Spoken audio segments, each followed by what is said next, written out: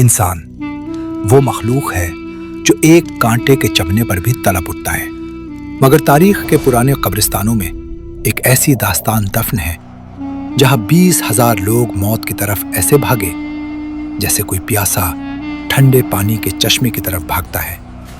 नजरान की वो खौफनाक खाई जहां आग की लिपटें आसमान का सीना चीर रही थी, वहां एक मां खड़ी थी, गोद में नन्हा बच्चा लिए। वो आग की गर्मी देखकर पीछे हटती है, उसकी ममता थराती है, मगर तभी उस मासूम के होंठ हिलते हैं। वो बच्चा जो अभी बोलना भी नहीं जानता था पुकारता है, माँ, सब्र कर, तू हक पर है। अस्सलाम वालेकुम वरहमतुल्लाह।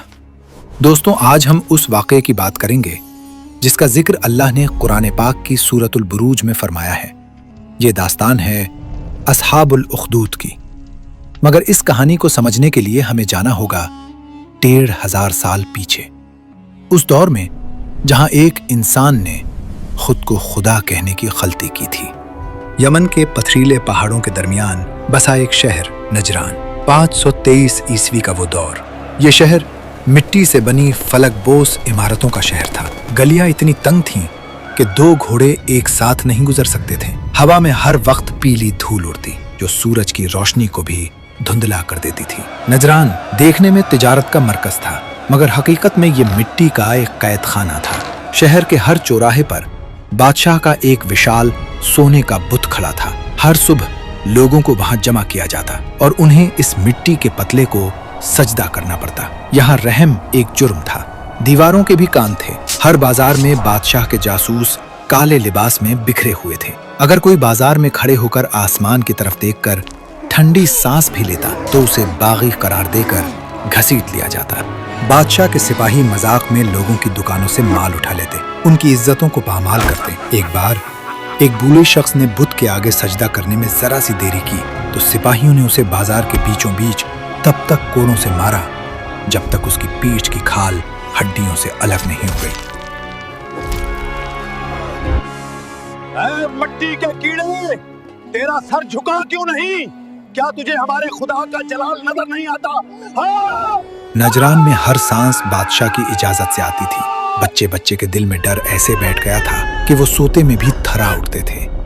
बादशाह यूसुफ जुनवास, ये था यूसुफ जुनवास। उसने तलवार और खून के जोर पर तख्त हासिल किया था। वो अपने आप को रब कहता था, मगर उस आलीशान महल के अंधेरे कमरों में वो जालिम खुद एक अजीब डर में जी रहा था। बादशाह रोजाना आईने के सामने घंटों खड़ा होता। वो अपनी उंगलियों से अपने चेहरे की झड़ियों को दबाता।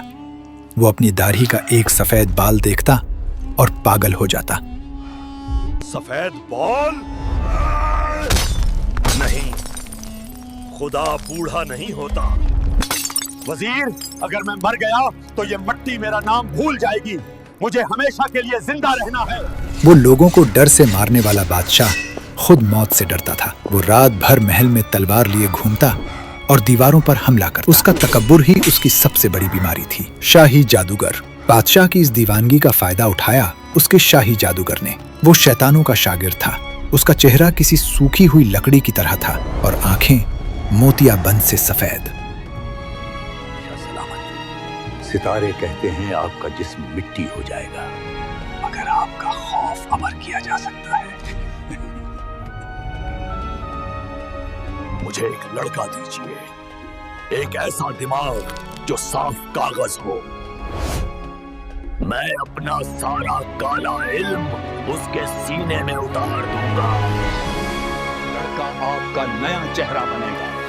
वो जब तक जिंदा रहेगा नुजरान आपका गुलाम रहेगा। सिपाही शहर में ढोल बजाते हुए निकल पड़े। हर घर से बच्चों को छीना जाने लगा। माएं अपने कलेजे के टुकड़ों को छुपा रही थीं, मगर जल्लादों ने पूरा शहर छान मारा। आखिरकार उनकी नजर पड़ी बाजार के कोने में मौजूद एक दुकान पर। यहाँ मसाले और कपड़े बिक रहे थे। हवा में दारचीनी और जाफरान की महक थी। वहां बैठा था 18 साला अब्दुल्ला। अब्दुल्ला आम नौजवानों जैसा नहीं था। जब बाकी लोग डर से कांपते, वो दुकान पर बैठकर इतनी तेजी से हिसाब किताब करता कि ताजिर दंग रह जाते। उस दिन अब्दुल्ला अपने अब्बा के साथ बैठा था। एक गाहक ने गलती से ज्यादा पैसे दिए तो अब्दुल्ला ने फौरन कहा, अब्बा, चचा को 2 दरम वापस कीजिए, हमें सिर्फ हक का रिस्क चाहिए। उस नौजवान की आंखों में वो नूर था जो नजरान की धूल में कहीं नहीं मिलता था। तभी भारी बोटों की आवाज आई। सिपाही कमांडर दुकान में दाखिल हुआ। उसने अब्दुल्ला की होशियारी देखी और उसकी आंखें चमक उठी। इसका दिमाग कितना तेज है, यही वो लड़का है। अब्बा ने सिपाहियों के पैर पकड़ लिए। अम्मी चीखती हुई बाहर आईं, मगर जल्लादों ने उन्हें ठोकर मार कर गिरा दिया। अब्दुल्ला को घसीट कर ले जाया गया। वो मुड़कर अपनी रोती हुई मां को देख रहा था, बेखबर कि वो अब कुर्बानी के लिए चुना जा चुका है।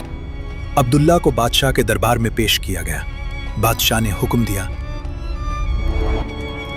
उसे ले जाओ और उसे शैतान का राज सिखाओ। मगर वो जालिम नहीं जानता था कि महल के रास्ते में एक ऐसी गार है जहां से हक और बातिल की असली जंग शुरू होनी थी। कौन था वो गार वाला राहिब, ये हम देखेंगे पार्ट 2 में। दोस्तों, नजरान की असली जंग अब शुरू हुई है।